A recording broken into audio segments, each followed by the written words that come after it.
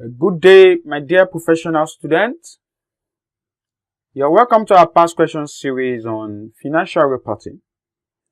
Today, we'll be looking at a question from November 2014 diet.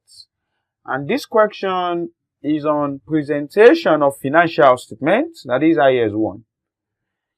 In line with our practice, whenever you have a question, I always advise you that the first approach or the first step in solving that question is for you to know what that question is asking you to do. You need to look at the requirement of the question. And that is the first step in solving this question. We'll look at what this question is asking us to do. So we'll go to the requirement of the question. Okay, here is the requirement of the question.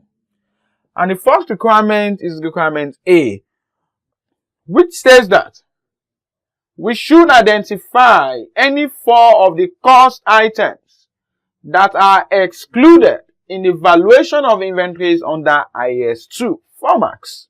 That is why it's good to read the requirement of the question.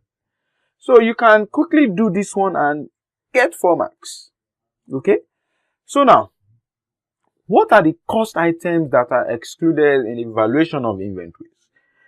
If you have gone through our video series, now you would know that according to IAS 2, inventories are valued at the lower of cost and net realizable value. However, the cost components in the valuation of inventories are the cost of material, the cost of labor, and overheads. Overheads that are directly attributable to bringing the inventory to its location and condition or present condition ready for its intended use. However, any costs that is incurred after then, those costs will not be included in the valuation of inventories. And those costs include costs like if there is any material that was wasted, the cost of material wasted, such costs will not be included in the valuation of inventories. If there is any cost incurred in storing, like storage costs are not included in the valuation of inventories. And if there is any cost like selling costs are not included in the valuation of inventories. And distribution costs like delivery costs. If you have cost of packaging, administrative overheads like rent and the rest, like salaries and wages of administrative staff, all these costs are not included in the valuation of inventory. There are many of them. So this is what this question is asking you to do for 4 marks. Okay? So now let's go to the B section. Now the B section required us to calculate the following. The first is that we should calculate the value of opening inventories to be included in the statement of profit or loss and other comprehensive income for 2 marks. And also the question asks us to determine the present value in use, the present value in use of the delivery van, and also in the use of the delivery van. Okay, and also the fair value and the recoverable amount of the delivery van. Wow. And also the carrying amount and impairment, if any, on the delivery van. Okay. And we are asked to prepare the statement of profit or loss and other comprehensive income, and the statement of changes in equity for the year ended 30th June 2014. And we're also asked to prepare the statement of financial position as at 30th June 2014. Okay, and all for 30 marks. Okay, this was the question 1 for that diet. So, fantastic question. Now, in solving this question, the next step, we have done the first step. The next step is for us to do our first reading. The first step is, we have looked at the requirement of this question. We know what we are required to do. We saw how we can pick like those 2 marks, 1 marks, 2 marks and all. So we'll come back at that. So what is this question talking about? The question states that. It states the trial balance of Excellent PLC as at 30th June 2014 is as follows. So we have the trial balance. They gave us a trial balance, figures on the debit and figures on the credit. And your trial balance must balance. If your trial balance does not balance, it will affect the statement of financial position and other statements because it will not balance also. We're given the relevant notes that are relevant. So they gave us the inventory at the beginning of the period, which is 30th June 2014, because if you look at the statement or the trial balance they gave us, it was at 30th June 2014, and that is the end of the period. For the end of the period to be 30th June 2014, the beginning of the period should be 1st July 2013, which is equivalent to 30th June 2013. So they give us opening inventory, the units. So they broke it into item by item, commodity by commodity. So each of the commodities were given the unit price and their respective costs. So this is the total opening inventory. Also, we were given the net realizable value. The net realizable value of these commodities per unit. So they gave us net realizable value for commodity 1, 2, and 3. And we were told that any increase or decrease in the value of opening inventory is to be adjusted to cost of sales. And the increase or decrease they are talking about is the difference between the costs, the cost of the opening inventory and the net realizable value. Okay? So increase or decrease. So if the cost of the inventory should increase, okay, we'll treat it to cost of sales. If it should decrease to cost of sales also, we'll look at that. We're now told that inventories at the end of the period, which is 30th June, amounted to 9 million. That's the closing inventory.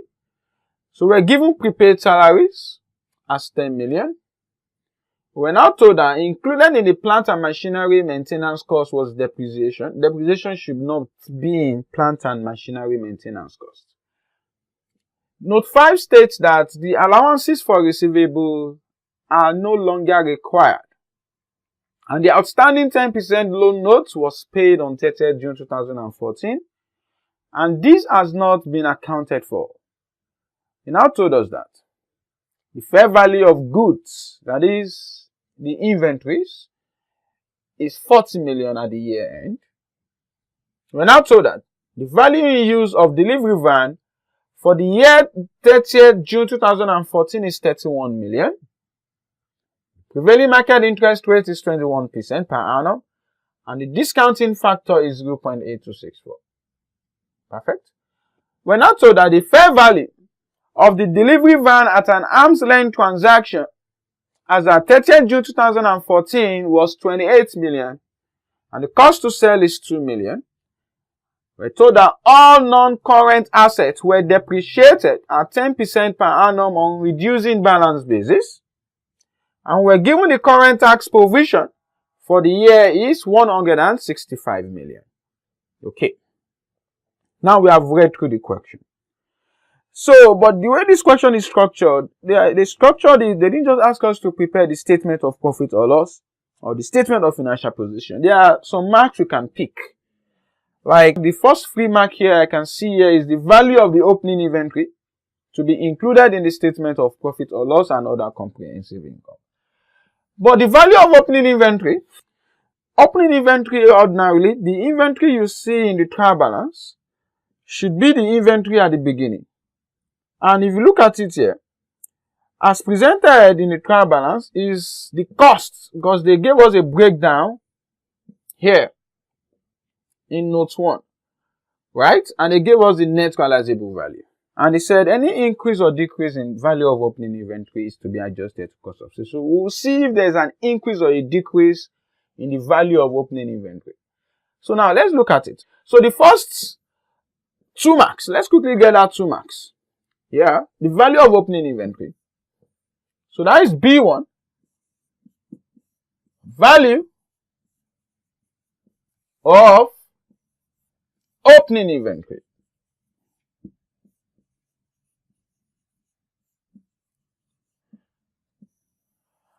And the value of inventory according to IS2 is the lower of the cost and net realizable value. But in this case, the inventory is broken down into components, meaning we have different categories of inventory. When you have different categories of inventory, the comparison between the cost and the net realizable value must be done on item by item basis rather than on total basis. Because if you do it on total basis, that will mask a scenario where the prudence concept can apply. That will mask a scenario where the cost or where the net realizable value and the cost are not so different. So it will shield some profit. Now let's look at what we are saying. So firstly, we were given the costs of that inventory. We have the components, right? The components. They give us component 1, 2, 3. They already gave us the cost. So let me just pick the costs as given. So I won't have to duplicate effort. The cost as given, the level of rounding off is thousands. Is 6,000, 5,250, 4,750. 6,000. 6,000. 6,000. 5,250. And 4,750. The total was 16,000. You can confirm the 16,000 if you want to. Please bring out your calculator. I'm sure you should be used to that already, so I don't have to remind you again. So 6,000 plus 5,250 plus 4,750 is 16,000. And the net realizable value, which is the selling price minus cost to sell, but they already gave us the net realizable value in the question. For commodity 1, the net realizable value was 15 naira.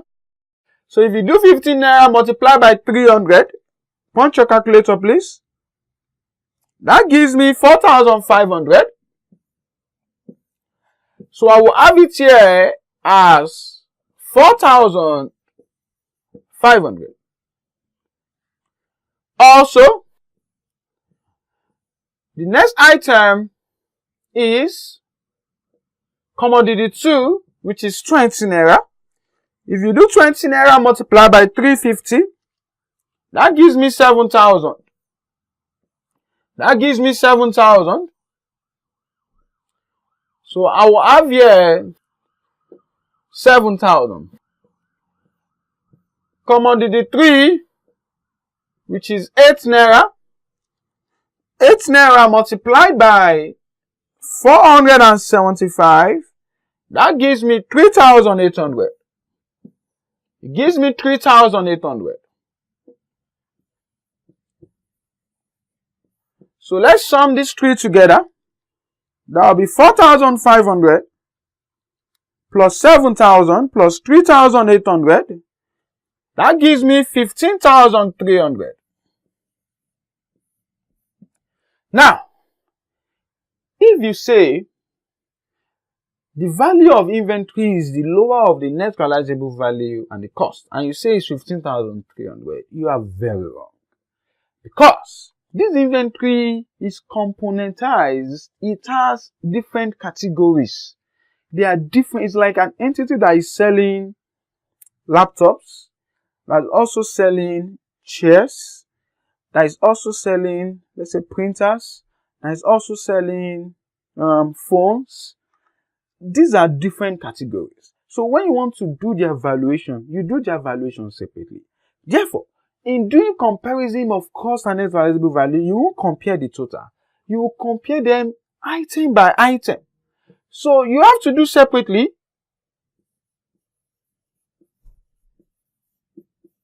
Lower of cost and net realizable value. So if you look at this 6,045 for component 1, the lower will be the net realizable value of 45. This 5,250 and 7,000, the lower is the 5,250, which is the cost. This 4,750 and this 3,800, the lower is the 3,800. So if you now add this, so 45 plus 5,250 plus 3,800 gives me 13,550. Okay, this is what we are saying. So you will see that if you have said the net realizable value, this 15,300 is the value of the inventory, you will have overstated your inventory. It should rightly be 13,550. Because using a total comparison, like for example now, this net realizable value was lower in this case. But in this case, it was higher. So they will be masking each other, which will result in a scenario where you will have overvalued your inventory. So the value of the opening inventory is 13,550, and this is what will give you 2 marks. Okay, that's the first one. Now the second one requires us to determine the present value in the use of the delivery van. You don't even know what the examiner is saying. Is it talking about the present value in use or the present value in the use? Okay, whatever it is, the present value, the value in use, they are the same, because value in use is the present value of the future cash flows that is generated from an asset, which is synonymous to what present value is. And they are now asking us that what is the present value? So what is the present value of the delivery van? That will be B2. Present value of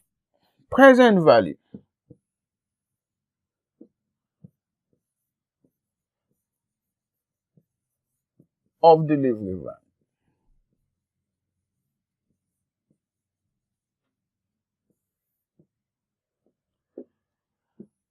So what's the present value of the delivery van?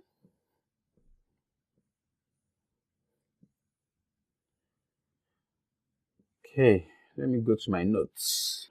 So the note that was talking about delivery van was note 6, which says that the value in use of the delivery van for the year ended, which is 30th June 2014, is 31 million. So they already gave us for free 31 million.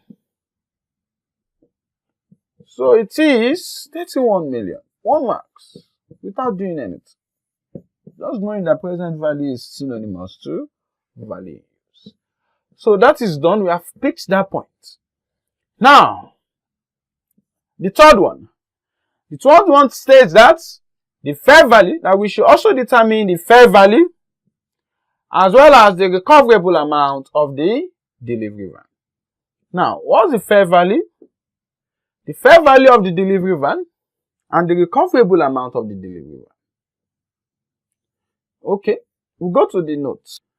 And that would be note 7, because all these ones are irrelevant. They have already discounted it for us because they already gave us the value in use. So we don't need these anymore. We don't need this. These are not needed. Now, the fair value of the delivery van is 28 million. They already gave me the fair value as 28 million. So 3 marks also. But they gave me to net the cost to sell of 2 million. They gave me the cost to sell. And they gave me how I should depreciate the delivery van. I should use a rate of 10% using reducing balance rate. So let me go and quickly pick another mark. Fair value is 28 million. Fair value, let me quickly go and pick another mark. So B3, ask for fair value, which I was given in the question, as 28 million. 28 million. Okay? Okay, I will have presented my figures in thousands, but no matter. And the recoverable amount. If you have watched our videos on impairment, you will have known what recoverable amount is. You will have known that recoverable amount is simply the higher of the net realizable value, and the net realizable value is simply the fair value less cost to sell. That was why they gave us cost to sell there. Fair value less cost to sell. And the carrying amount of an asset. I say carrying amount. And value in use of an asset. Value in use. And we already know the fair value. The fair value is, I put this in thousands now, is 28 million. And I was given the cost to sell as 2 million. The difference is what? Is 26 million. And the value in use, which you got free of charge, is 31 million. So the recoverable amount will be the higher of these two, which is 31 million. Okay? The higher of the two. So I've picked another 2 points. Wow, this is interesting. Very interesting. Okay. Finally, another 2 marks. The examiner requires me to determine carrying amount and impairment, if any. Okay? Carrying amount and impairment, if any. So another 2 points. Before, let me go and quickly pick it. Before. And you know what carrying amount is? You know what carrying amount is? Carrying amount is simply the cost of an asset minus the accumulated depreciation of that asset till date. So to get the cost of the asset at the date of acquisition, which is the historical cost of that asset, they should give you the cost of the delivery van in the question, which they did. I was given the cost of the assets as 49 million. And I was given the accumulated depreciation, which they call their provision for depreciation, as 12 million. But the one they will give you in the trial balance is the accumulated depreciation till the beginning of the year. You have to determine for this current year at the end of the year.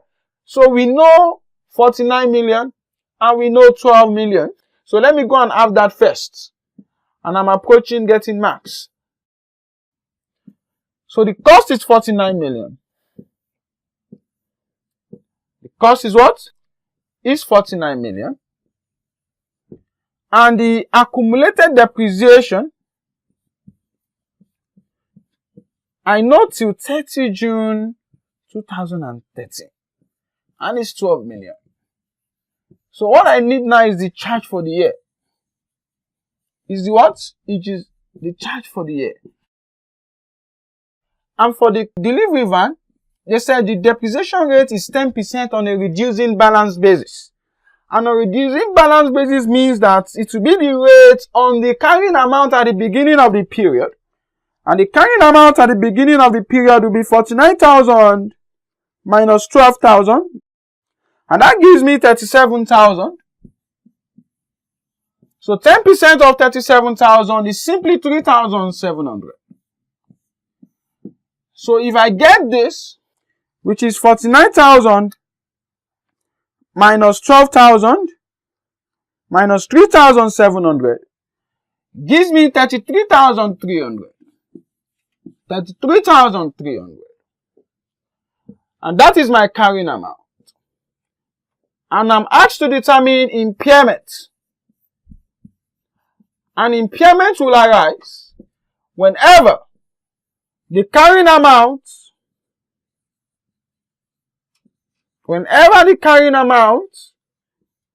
is higher than the recoverable amount. Whenever the carrying amount is higher than the recoverable amount, then there is an impairment. We already determined the carrying amount to be 33,300 and the recoverable amount as 31 million. The difference, which is 1,300,